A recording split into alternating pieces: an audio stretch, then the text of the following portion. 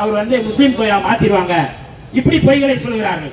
ராமர் பெயரில் அவர் அரசியல் செய்து வருகிறார்கள். ஆனால் நாம் புரட்சியாளர் அம்பேத்கர் யாத்து கொடுத்த அரசியலமைப்பு சட்டத்தை பாதுகாக்கின்ற வகையிலே நாம் இந்த மக்களை அமைப்பாய் திரட்டுக் கொண்டிருக்கின்றோம்.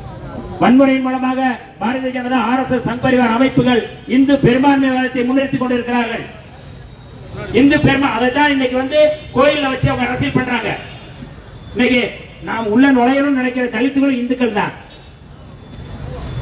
கோயிலுக்குள்ள விட மறுப்பவர்களும் இந்துக்கள் தான். ஆனா இந்துக்களுக்காக அரசியல் செய்கிற பாரதிய ஜனதா, RSS, சங் பரிவார் அமைப்புகள் யாராவது வந்து நின்றுட்டாங்களா? தலித்துகளை பாதிக்கப்பட்ட யாராவது வந்திருக்காங்களா? இவ்வளவு அடிச்சிருக்கிறாங்களே, யாராவது எந்த கட்சியாவது வந்திருக்கா? கம்யூனிஸ்ட் கட்சி வந்திருக்கு, காங்கிரஸ் வந்திருக்கா, திமுக வந்திருக்கா, அதிமுக வந்திருக்கா, எந்த கட்சி வந்திருக்கிறா? யார் பாதிக்கப்பட்டாலும் அந்த களத்தில் நிற்கின்ற கட்சி விடுதலை சிறுத்தைகள், நம்முடைய தலைவர் எழுச்சி தமிழர் அவர்கள். நீ எந்த கட்சியோட உனக்கும் சேர்ந்து போறாரு.